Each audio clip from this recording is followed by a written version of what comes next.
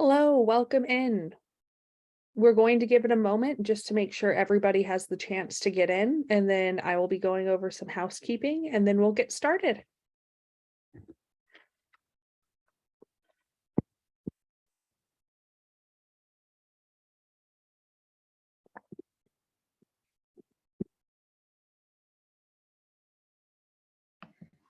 Hey, Mel. Hey, Andy. Alrighty, we're going to, looks like we have got people jumping in, so we'll get started. Hello, everyone, and welcome.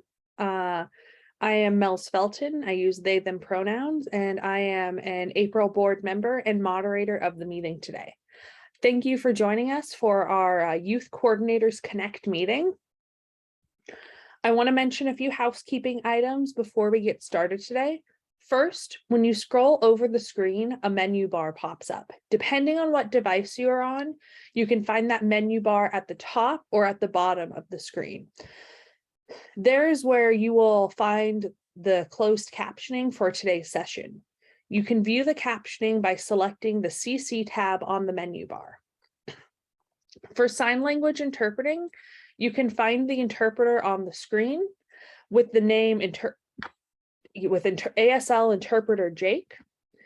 If you are only able to see the speaker, make sure you are in gallery view so you can interpret the presentation at the same time. You can find the option to change the view up at the top of your screen under a tab for view. Has a dots, squares next to each other. For Spanish interpreting, find the globe icon on the menu bar. Please select on the interpretation button. You can then select on Spanish. If you want to hear only Spanish, select on mute original audio. If you have any technical issues, please use the chat feature. You can find the word bubble in the same menu bar. Once that is selected, that will allow you to follow along with the chat and add any of your comments. If you would like to turn the chat feature off, if you are using a screen reader, you can also do that by pressing Alt-H. To ask a question or make a comment, you can also select the hand option on the menu bar, and that allows us to know when you have a question. For those of you on the phone today or using keystrokes, we ask that you press *9 or Alt-Y on your keypad to raise your hand. We will then let you know when you can unmute. You can select the unmute option or Alt-A if using keystrokes. Remember, if you join into the conversation, please keep background noise down as much as possible to allow us to hear you clearly. As a last reminder, April and our conference is a safe and inclusive space for marginalized communities. We ask that everyone present in this session today treat each other with respect and that you enter this and every session with good intentions. This includes respecting names, pronouns, and other personal identifiers and avoiding the use of harmful and derogatory language. With that, I would like to pass this off to Kendra, and we will be getting started. Hello, everyone. Good morning or good afternoon, depending on where you're located at the moment. My name is Kendra Garcia. I am an independent living advocate / youth coordinator for New Vistas here in Santa Fe, New Mexico. My pronouns are she, her, and my physical description is I am a Hispanic woman with purple long hair, wear glasses, and my background is my office space, which is pretty chaotic at the moment. So I'm sorry, it's a little full. So today, of course, for the youth peer support group conversation, today we're just gonna, talk about a few things. First, I guess I would like to say, if you guys want to join in the conversation, please, unmute yourself like how Mel's was saying, or you can write it in the chat in addition. So the first question I think I was gonna go with for today is, what topic would you guys like to discuss? What are some things that you guys just have been thinking about and haven't been able to really ask, or just are curious about anything at all.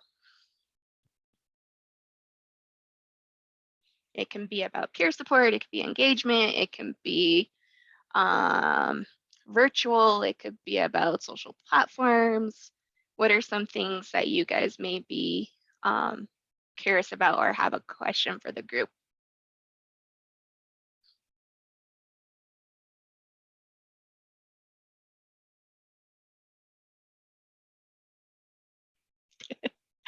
I think it might be just a little too early for everyone at the moment. That's perfectly fine. This is Mel's. I would just like to add that if you want to ask a question in the chat, but you are uncomfortable posting it publicly, feel free to check there's a blue box above your typing input. You can change it from posting to everybody to sending it directly to Mel's Felton, and then I will read that out of the chat as well. Okay, perfect. Thank you, Mels. You're very welcome. And it All looks like we have 2 comments in the chat right now. One of them is, I feel many groups were affected by COVID. How are you bouncing back with engagement? And then there's a second comment to that with a comment of funding and engagement. Perfect. Okay. So with the engagement, I think Kat first, we'll go with yours about bouncing back from COVID and engagement. Just for myself, because I am a youth coordinator, youth advocate. I think for us, at least when it came to COVID, we just barely started meeting in person starting this month for our support group, 1, and 2, we're still doing everything else virtually. And as well as we are having our one-on-ones in person or on virtual. It just depends. It's a hybrid. But yeah, that's kind of more of like the engagement, at least for New Vistas. Anybody else want to share how they are doing that? How you guys are bouncing back from COVID and engagement?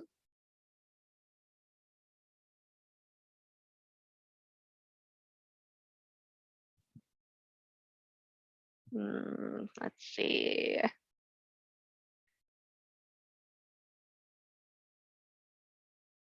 No. Any other thoughts?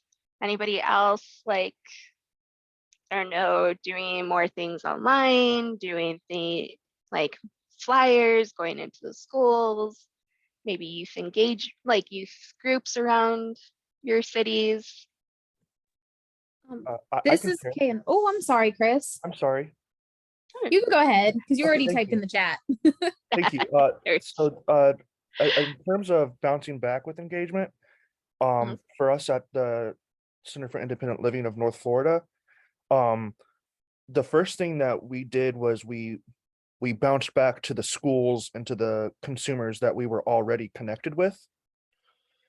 And then once we got back into that, we used that as efficacy for new schools to join. And that's been successful for us. It's been a struggle, but going back to what we had originally really helped. Oh, that's great. I'm so happy to hear that. Yeah, we kind of are somewhat doing the same, although I feel like certain schools are like, well, since we have so much now happening, we're gonna take it back just a little bit. We're not gonna have you in as much. So, but thanks, Chris. I that is a good way to put it. Kay, do you want to go? I know you were wanting to speak. Yes. So what I was going to say is kind of going along the same lines. We, with our pre-ETS classes, started to offer hybrid options where maybe at least giving the schools an option to go once out of the 4 weeks of the month or twice, whatever they're comfortable with. And we also offer just totally online pre-ETS classes. So that way we're able to interact with the kids via like video chat or Google Classroom, and then have also the in-person classes because some of our teachers are still even now a little bit more hesitant on people coming into their classroom. Okay. Well, yeah. I don't know.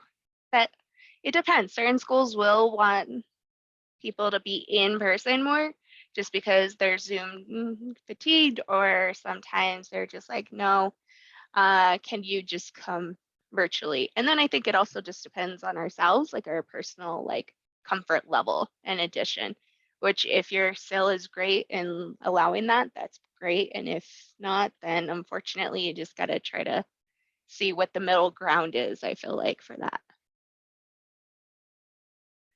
Okay. Anybody else about engagement? Let's see. Kat, you put again, is anyone utilizing more virtual recruiting tactics for youth groups? Or do you have any to recommend? So virtual tactics. Anybody have any idea, like any ways that you guys are using virtual tactics?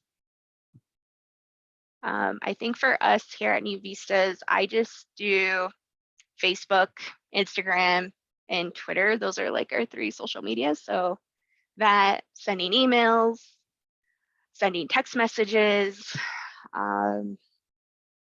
Yeah, those are really what we use. Anybody else use anything outside of those platforms or those methods that are willing to share?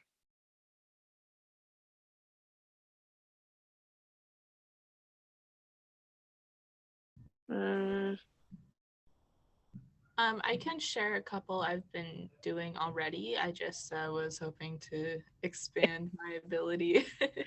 If there No were worries, other it's ideas. fine.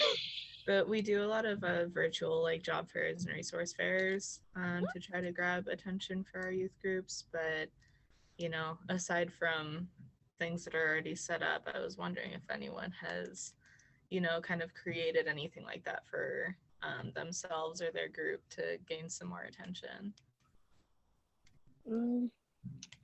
I think at one point we used Facebook Live to kind of do like presentations, and as well as having group, like other partners come and do certain presentations about their programs. So I think that's one other way that we've used that, kind of similar. Let's see. Cody, you put, we try to reach people via Instagram. Growing the account has been really slow, and maintaining a present takes a lot of time, but it has been somewhat helpful. That's awesome. I'm so happy to hear that. Is anyone else using Snapchat by Rachel? Anybody using Snapchat by any chance? If you want, you can just put like raise your hand saying that you do use it, or in the comments. That's another way of saying if you use Snapchat. And if so, if anybody's willing to share how you guys use Snapchat. I'm not a Snapchat person. I have no idea how it works. So I'm a little lost when it comes to that. Instagram, I'm a little bit better. And like Cody said, our it's an interesting way of growing that platform for us. Do you want to share, Mels, how you guys have used Snapchat in the past? Sure thing. So when we were first getting started, we don't use it as much now just because capacity, but it's in our goals for our next fiscal year to get back up and running. But just sharing we've been using, I guess it also uses another app. We've been using Canva to be making different flyers for our events, and then using those flyers on Snapchat, on our Facebook, on our social media, and just to give it a more what's the word I'm looking for? Not collective, more consistent look. Oh, okay. And I think that's one of the things is IL we've always joked that IL has a bit of a branding issue because every center has a different name. So whatever we can do to make our brand more consistent is a win for our office. And one of the things, using Canva to make graphics for Snapchat, for Facebook, if you're, as most centers are registered as a 501c3, you can get the premium Canva for free. Oh, If you submit it. Yes. I did not know that. I actually use it a little bit for our flyers in that as well. Yeah. So submitting, I can look into it because it was one of our office workers who got us connected with it. But if you are a nonprofit, you can get Canva for you can get premium Canva without cost. Oh, that's awesome. Thank you for sharing that. I'll have to take a look at it. Yes, Canva is amazing. Like I said, I use it for some of our events, our flyers. Mostly, of course, it's been online, but yeah, we use that occasionally. Rachel, it looks like you unmuted yourself. Did you want to share or had a question?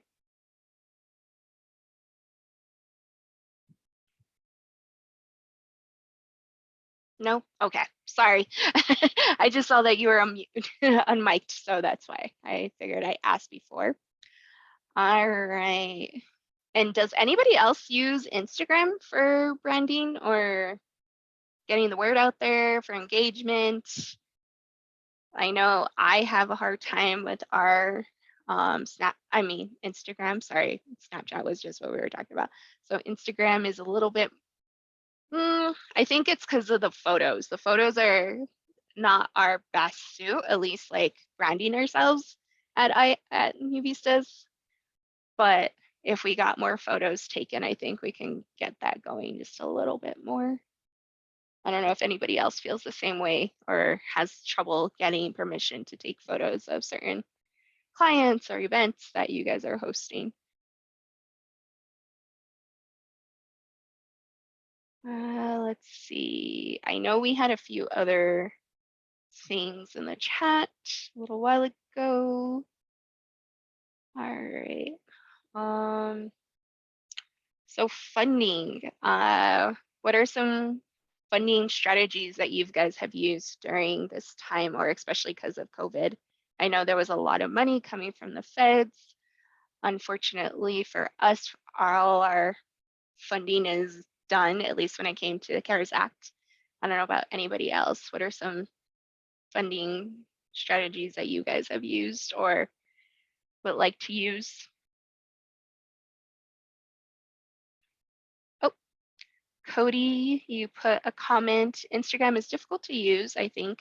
The alt text of photos always breaks for some reason, and we have to go back and fix it after every post. Yeah, that can be time consuming and frustrating to continue to do that.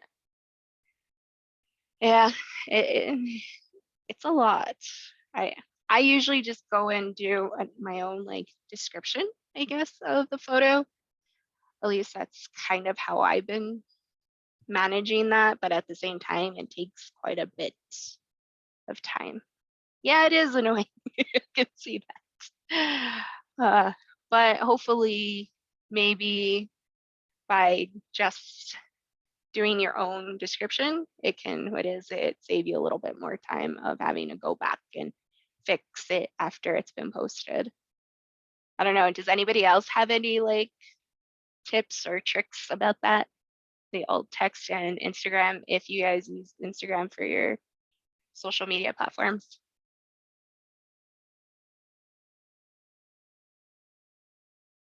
Kendra, what we have found is what you were saying is to put the alt text description in the photo, but then to also write it in the body of the post. So that way, if something does break, it's still listed there. And I don't know if you feel this way, but it kind of feels like putting it in the body of the text also lets other people know who may not think to use alt text that that's something they should be adding to their posts. I agree. Totally. It helps so much more. And I think it's more, sometimes we forget like those little tricks or we don't know those tricks. So having it in the body of the text kind of makes it a little bit more obvious and a little bit more helpful and less stressful for certain individuals. At least that's been my case. But yes, it does take time to go through and describe it and make sure that it looks and sounds as it needs to be. Let's see. Cody, you're welcome. Let's see. All right. So funding wise, I know there was a question about it. Let's see. Who was it that was doing the ask for funding? Give me 1 second. So Kay, what kind of questions did you have about funding, just so that we can kind of get a clearer picture?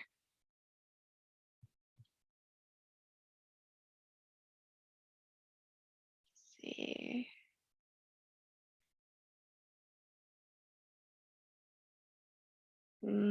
Kay, are you still on? Let's see. Okay, well, we're waiting for Kay. It looks like, Kat, you put in another question. Does anyone have reliable captioning apps or programs for social media videos? Oh, and Kay, you're typing it in the chat. All right, thank you. Appreciate that. So anybody on the captioning apps or programs for social media videos? I've only ever really done videos on Facebook. And with that, unfortunately, we had to have a captioner program company do the captioning for the videos. And then I just added it in. And then it was able to have captioning. I don't know about anybody else. What is your guys' experience when it comes to that? Has anybody heard of Flixier? Flixier. I will put it in the chat, and I'll also put it in the under the materials for session. Any materials we share here, I'll put in there. But you have to pay for an account, but it's pretty affordable. You can do monthly or for the whole year, but you can import your video, and then you can add the transcript, and it'll auto import your transcript, but you can also go through and change anything that happens to be like a spelling mistake, or if it's your organization name where some letters are capitalized and others aren't.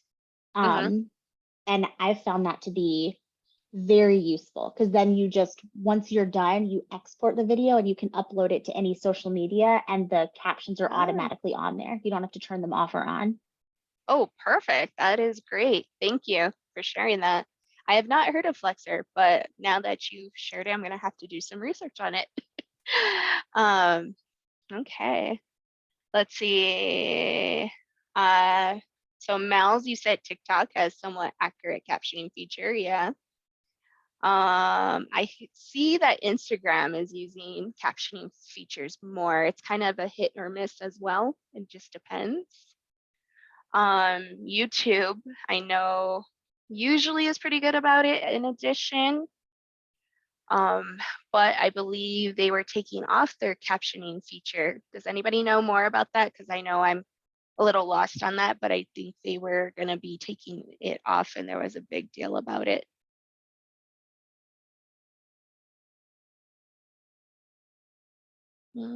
Let's see, Andy, you said my sister and brother-in-law have a recording studio in their house. They do live recording. Oh, that's awesome if you have the equipment to be able to do all that. Let's see. Amy, by any chance, were you wanting to share or had a question for us?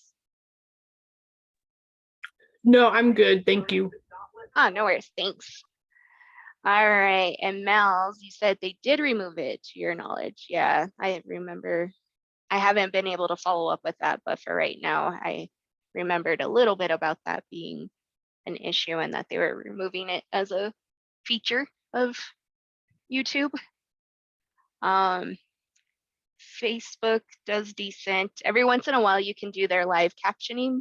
It's hit or miss in addition. I think it's just certain live captionings that either they're great or they're bad. Just depends. Any other platforms or apps or anything like that that you guys use for captioning? I can't remember, but there are a few other programs that I've heard, but it's been a good while since I don't use them, so I can't really say much about those ones. I'll have to do some research and let you guys know.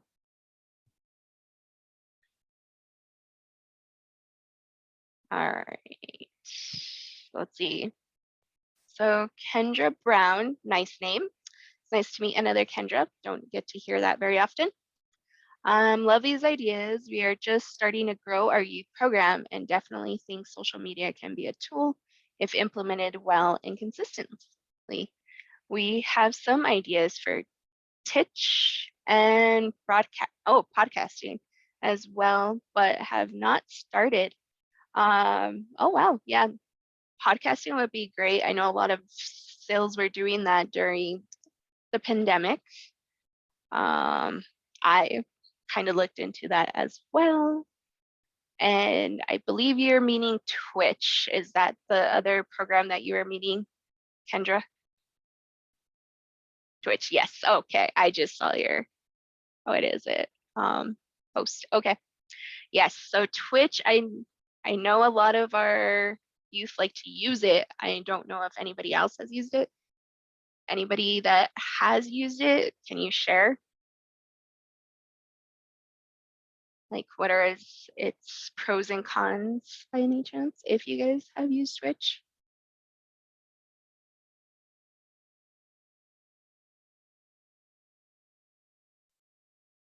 Feel free to mute yourself if you have a comment.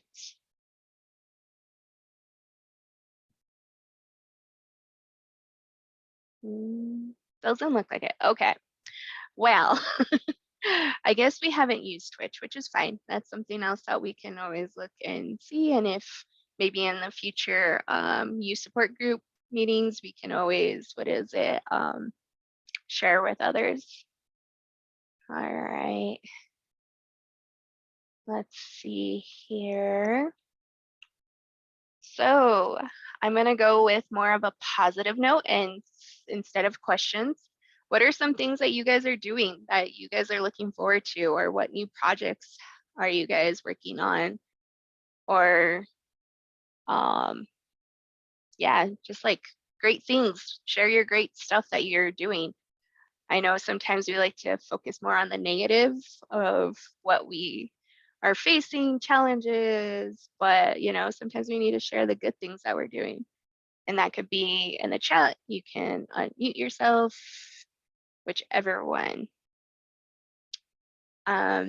One project that I want to say that Uvistas is working on, and myself, is we're looking to do an in real life game of life. So we're looking to do a 2-day event this coming summer in 2023, and teaching individuals how it would look like to, gain housing, employment, go to school, have kids, money management, all those different things. So yeah, we're looking at about doing that kind of project, and I'm super excited come this summer.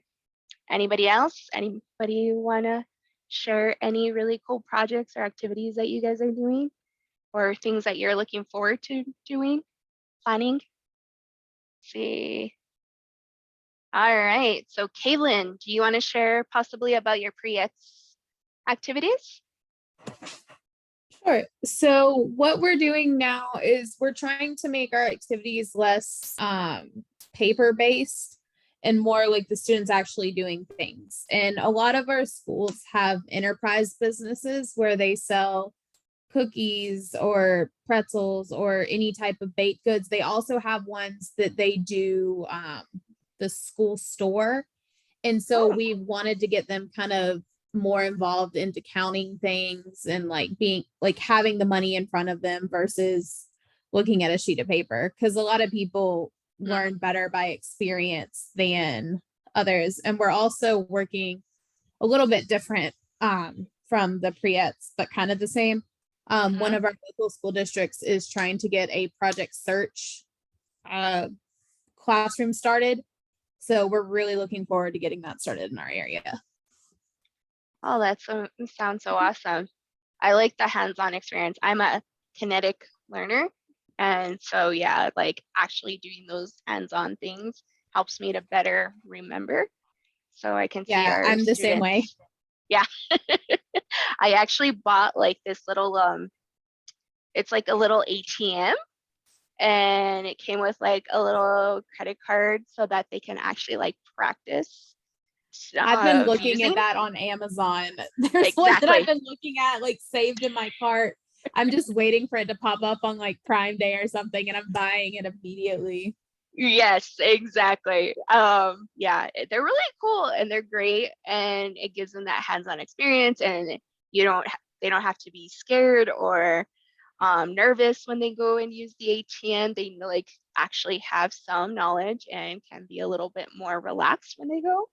So yeah, it's a really great tool. I liked it. I didn't know about it until I was looking for one. I was like, I wonder if this could definitely help in that way. And So. another cool thing, which was what we've already done it, but our students at one of our specific schools, they actually made the cornhole boards for my wedding, because we used the cornhole board as like our guest book. And so they were able to learn woodworking skills from the woodworking teacher at the school and put it together and paint it and sand it and sign it and like learn the whole process of doing that. And now that they realized it's actually a lot easier to make a cornhole board than you think. But the teacher wanted to start doing that as part of their enterprise business. So now they're doing little woodworking things to sell to the schools during the holidays. Oh, that'd be great. Are they going to do like any like craft fairs or anything like that? So they've actually made a pretty, me being included in their business, they've made money off of me, but you know, during the holidays, they do really well with their they make snow globes, little light covers. Like there's one this one kid came up with, and it seems so simple, but it's a little like a Bath and Body Works light. But the little cover over it is actually it's a Santa can. And so the kids, like all the parents buy it for their kids. But yeah, they've come up with some amazing ideas, and they've done really well, and I'm so proud of them.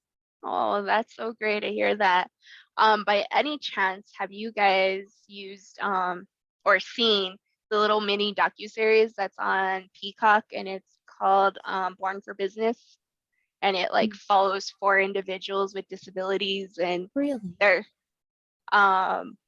what is No, it? I haven't seen that. I'm gonna have to go look that up. Can you possibly post the link in the chat for that? Yeah, so I can look definitely. it up and show our kids. Okay. Yes, cool. It's really cool. It's them owning their own businesses. So I showed it with my kids, and they absolutely loved it. And we're like, now one's starting a DJ. So that's really awesome. Cool. Yeah. So I'll definitely put it in the chat for you. Cool. Thank you. You're welcome. All right. Let's see. Anybody else want to share their amazing new projects? Let's see. Cody, would you like to talk a little bit more or about your guys' new partnership? Oh, sure. So, I mean, we work with the Nevada Statewide Independent Living Council quite a bit. They kind of support us in a lot of ways. But with our rural areas, so Nevada, we've got like 3 main cities, and we're a pretty big state. So like outside of those cities, there's just like a lot of land to cover.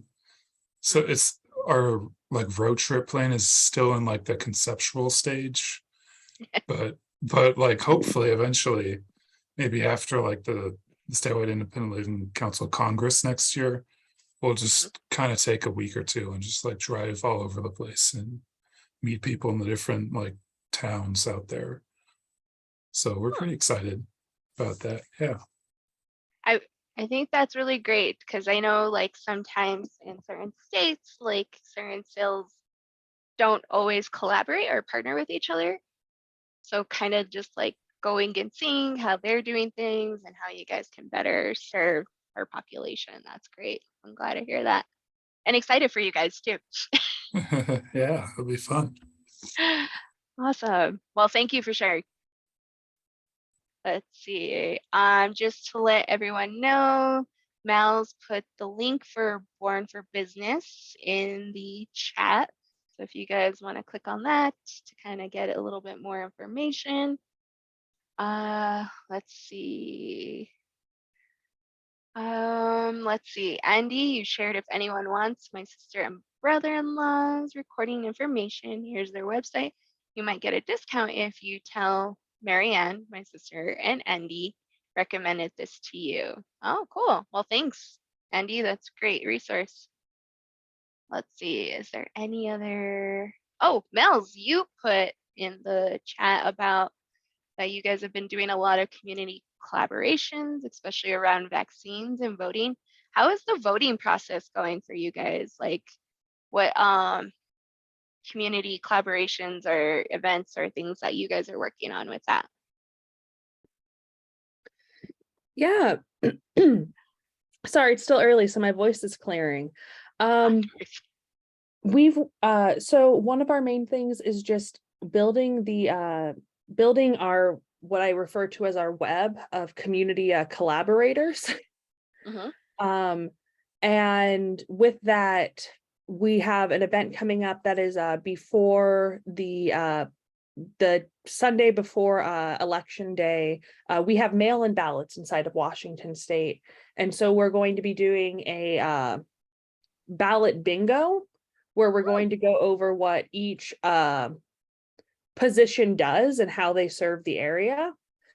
And then we're also fingers crossed, we should be able to get the accessible voting machine at the event, so we have an area where individuals with who are blind or visually impaired have the ability to vote confidentially, because that's one of the problems with mail-in ballots is they are there's no screen reader for them, and it's very difficult. So we're hoping that that gives us a connecting with your county's elections office and just seeing what they have for accessibility and how you can team up with them, and also just collaborating with other organizations. I know we talked briefly about funding earlier.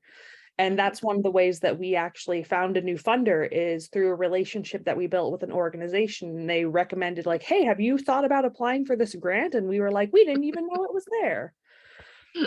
So I always, building those relationships with community partners is one of the best ways to just like expand what you're doing, because you'll reach your audience and their audience. And yeah. And that's so true, especially when it comes to funding. Sometimes it's like, oh, I didn't even know about that. Like, oh, let's see, let me try that out, or look to see if we qualify or any of those types of things. So yeah, making those little connections. But voting is a big thing right now, especially. Yes, about the accessible voting machine. I just saw one for one of our conferences this past month, and it was really cool. I didn't really get to try it, unfortunately, just because of the amount of time and people that were really wanting to look at it. So unfortunately, that was not one of the things I could do, but it was really cool to kind of see that New Mexico had one, and just kind of getting more of the word out there. So great. Well, that's great news, Mels. I'm glad for you guys. Okay. All right. So let's see. So Kay McMillan, is anyone using PREET's funding to fund their services or other unique funding systems to fund their youth programs? Also, if you use PREET's funding, do you stick to the age range for PREET's, or have you expanded your age range to include youth outside of the traditional PREET's age range? And yes, it does make sense. Anybody that does pre-ets, can you guys talk a little bit about it? I know for us, we don't have a pre-ets program here.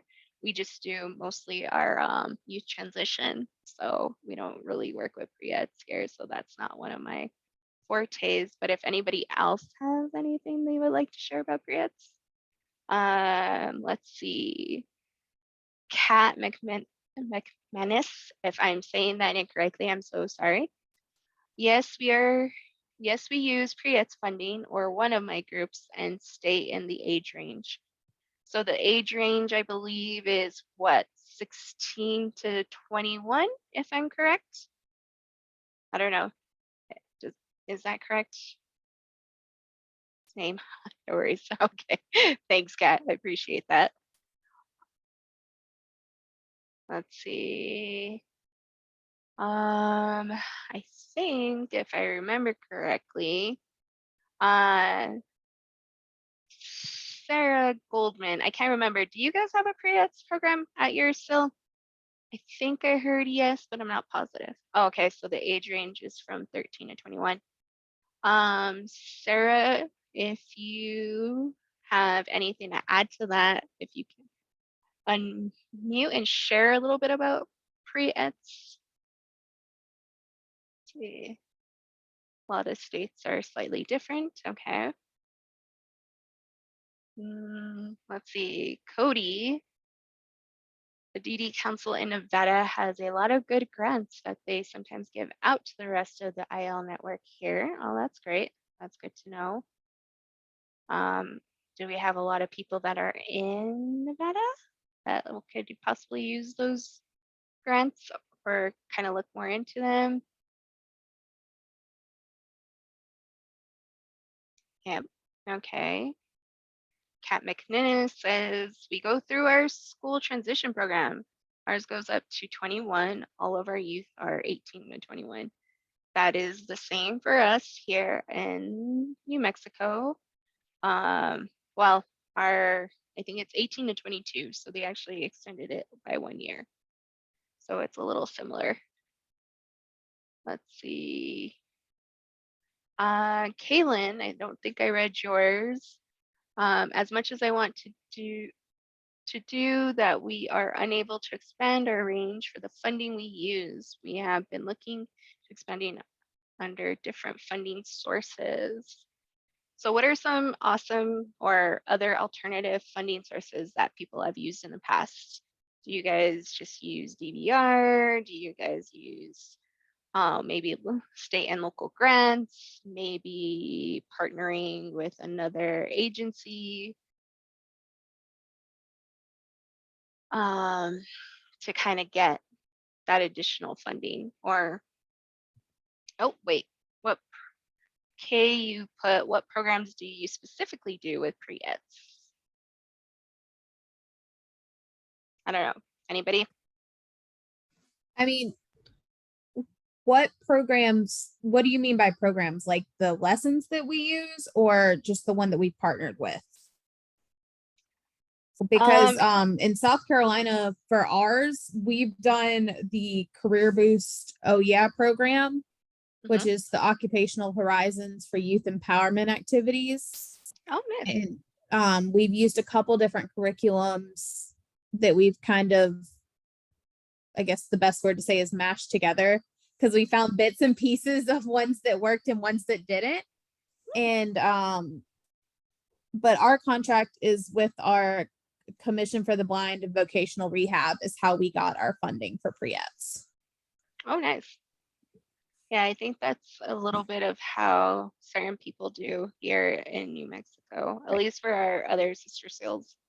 Yeah, because all of the SILs kind of banded together in a way to get the funding for it. Okay. And just to clarify, yeah, it was what programs do you specifically do with pre-ets? So Okay. yeah, I know another one that a lot of pre-ets individuals like to use is Skills to Pay the Bills. That's a lot of what I'm used to. Oh, let's see, Sarah, go right ahead and unmute yourself. So in Florida, we have our vocational rehabilitation that gives the SILs their pre-eds dollars, and they have curriculum that they often do. So they'll do career camps with our Centers for Independent Living. And so they teach them employment skills, resume development, interview skills, all of that. And so the SILs are teaching the curriculum, but they are using the vocation, are reimbursed through vocational rehab. And then that's mostly what they do, but they also have a self-advocacy curriculum that a lot of our centers use. Word is that our Florida self-advocacy curriculum needs to be updated. That's what I hear from a lot of our youth coordinators, and it definitely is a little outdated, but a lot of the SILs will just go through the pre-ets trainings that they have and get reimbursed for the consumers that they work with in our state. Oh, wow. Okay. Well, that's great. Yeah. Yeah, that's a whole other issue here. I don't know about anybody else, but our DVR and that is not the greatest. So we have a few little things that we need to fix here in New Mexico, but I'm glad for those of you who do have it and are working really great with it. Anybody Kendra, else? I know that Kat would like to unmute and talk about the pre-ets programming. Sure, feel with free. her. Yeah, thank you. So it is funny because I oversee 2 separate youth programs, one being Project Search here in Colorado. So our specific group gets funding from DVR, the school districts, and from our host site, which is a local hospital. So we have a braided funding pattern there, which kind of helps to protect just in case one funding changes year to year, we are still able to have a good baseline to go off of. Sorry, Grace, am I too quiet? Let's see. It may be that, or it could be our own system. Are you able to hear me? Yes. Okay. Yeah. And then so the other thing I oversee is our Colorado Youth Leadership Forum. And that is funded by the State Independent Living Council, as well as private funding sources through grants or resource gathering / fundraising. So there's a lot of different pieces here, and I definitely try to have multiple funding sources to make sure that we are good to go at any point. Nice. And then each program has its own national curriculum guidelines that we have to follow, but then we're able to make it our own as we need to. Well, that's really cool. I think that's like the great thing is like you can find one like certain curriculums and like one will like certain things will work out of that curriculum and then kind of mesh it together so that it's more unique and it's not as rhetoric, I guess, for youth. Because sometimes they can get bored just by hearing the same things over and over again. Absolutely. And then it's more applicable to what real life is and what everyone is going through personally, because a curriculum is a great guideline, but it just does not necessarily mean that it's going to have the same effect as teaching in real time. True. And it's different, especially, I don't know about you guys, but I know during the pandemic and doing things virtually were a little bit more challenging than doing things in person. I don't know, Kat, by any chance, did you guys have any issues with that? As far as being virtual? Mm-hmm. So luckily our Project Surge has only been in person. We're still pretty new at this specific host site, although it is an international project. So we haven't had any virtual issues with that since we have been in person since day one. Our Youth Leadership Forum, we did try to go virtual the last 2 years just due to COVID, and it did create a lot of just issues for us to make sure that we were serving everybody and everyone had access, which was a huge problem. So we ended up canceling our 2 in previous years, and then we had our 2022 event in person again. So now we're kind of out on the other side of that, and we're still rebuilding though, because I think COVID affected everybody differently, but for us, you know, we kind of had to start over this year. You know, so I can't say that we won virtually by any means. No worries. I totally understand that. We're just getting back to like in-person kind of things because the youth were asking for it more. So yeah, I'm glad to hear that you guys are having a little bit better time with that. One other question I had for you, Kat, is fundraising. You mentioned as one of your guys's funding sources. What kind of fundraising did you guys do to kind of help support that? So especially for the Youth Leadership Forum, since the project search is funded mostly by large entities, the Youth Leadership Forum, when we do small resource gathering and private grants, that usually goes through companies that, you know, want to give back and want to support youth programs. So we kind of, I don't want to say cold call by any means, but we definitely reach out to a number of places just to see what their fiscal year looks like to try to get into any grant programs they have going, which varies from each one. So we have to keep very close eyes on how to make sure we get applications into each one before their deadlines, and to make sure that we can accept that grant within the same fiscal year as our event, to make sure that we're not losing out on any money or that we're accepting grants that we can't use. Okay. So that's a big thing, but Yeti has been a big one. We have unfortunately not actually made the grant deadline for them in the past, but they seem like a large enough company that always wants to help youth programs. So definitely suggest looking into that. Nice. We have the ARC has helped fund 1 year for us in 2019. And that was very helpful. They did a great thing. And we also always have resource fairs. So we can offer a place at our resource fair to any centers that help give us funding for the event or anything like that, colleges, et cetera, to make sure that it's a mutually beneficial arrangement there. If we receive funding, then we can also make sure they have a place at our resource fair so that we're helping our youth in every way possible. Oh, awesome. Well, thank you for sharing. Those are really great ideas. And yeah, just, I don't know, trying to apply for grants, trying to look for grants, trying to see if they match our mission. Yeah, that gets a little overwhelming and a lot. And I think that's why, you know, it's just a downfall for most of us ILs because we don't have that ability or that time to like dedicate to the funding part at least. Absolutely, you know, and I definitely can't speak to that since I'm not affiliated with a SIL. I came in here mostly just because I was interested in the youth coordination aspect. Oh no, don't worry. Thank you though. I appreciate it. Let's see. Chris, you have your hand up. Feel free to unmic yourself. So really quick, Sierra asked me to kind of touch on what we've done here in Utah. Okay. So Active Reentry didn't take the PREETS grant. And so we've been able to still build a program by partnering with other agencies, the school district. The Utah State University has a program that is a career and technical education program that has started on multiple campuses in the state now.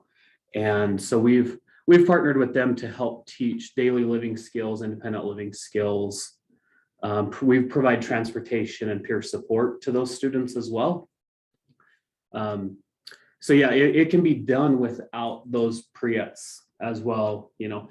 And the biggest thing that I do for my youth coordination and my youth program is to ask the students, ask the consumers that we have in that group what they need to learn, what they want to get out of the program. So I think that's kind of the biggest thing. So if you don't have PREETS, you can still make a viable program and you can still make your program great. Well, thank you, Chris, for sharing that. You're welcome. Anybody have any questions for him? Doesn't look like it. This is Mel's. I would just like Yes. to give a 5-minute warning as we're coming towards the end of our session. And with that 5-minute reminder, I would also like to note, if you're enjoying this conversation, we would love for you to join us to continue building community of peer support and sharing for youth program coordination. You can come share your experiences, tips, tricks, and problem solve barriers to growing and implementing youth programs in your Center for Independent Living. You can meet and learn from your colleagues throughout the country who are working towards the common goal of improving services for youth with disabilities. Each month, we discuss a topic as it relates to youth programs and services. These topics are decided on as a group. We will also brainstorm solutions for barriers that may come up in your programs. So this meeting is going to be the first Tuesday of each month, and that is at 2 p.m. Eastern, 1 p.m. Central, 12 p.m. Mountain, and 11 a.m. Pacific time. All right. Well, thank you, Mels. Let's see. So Grace, it looks like you unmuted yourself and you have your hand up. Did you have a question or comment? I have a question. Sure. Sometimes people use people with disabilities, especially kids with disabilities, when they do fundraising, and sort of becomes like a pity porn, for lack of a better word. How do we do fundraising and do fundraising with the youth without sort of falling into that trap? Oh, wow. Okay. So that's a very powerful question to ask at 5 minutes to the end. Let's see. Anybody have any thoughts or ideas for Grace when it comes to that, about what she mentioned? Let's see. One suggestion I would just say, because unfortunately, well, at least here at New Vistas, we don't really do a whole lot of fundraising. But I would just say, treating everyone with dignity and making sure, like, this is the mission, this is what we promote. And yeah, it's a hard one. That one's really hard. Mels, you have your hand up. Do you want to share? Yes. I love that question, because that's something we come up against a lot of times when it comes to fundraising. People always look at me weird when I tell them fundraising is one of my favorite things to do. I love asking people to give me their money. And one of the approaches that I've used in the past is this idea of versus calling people out when they are kind of falling into that I love the word you used, pity porn. And instead calling people in and just being like, well, actually, and like having some facts to back it up, having some statistics, or just saying like, or just calling them in on, hey, actually, that's harmful. And I know, yeah, it's harmful language. And oftentimes with fundraising, if people get upset, they don't want to give you their money. But if they're upset with us saying we as people with disabilities deserve dignity and the ability to embrace our identity, if they don't agree with that, then we don't need their money. No, not at all. And that's a good point. But yes, fundraising can be a challenge, but those who are very skilled at it, it works wonders. And those for us that we just need a little bit more time and effort. All right, so April's giving me a 1-minute warning. I would just like to say thank you everyone for coming and talking and sharing, and I look forward to seeing you guys for future meetings. Anything else, Mels or April, that we need to add?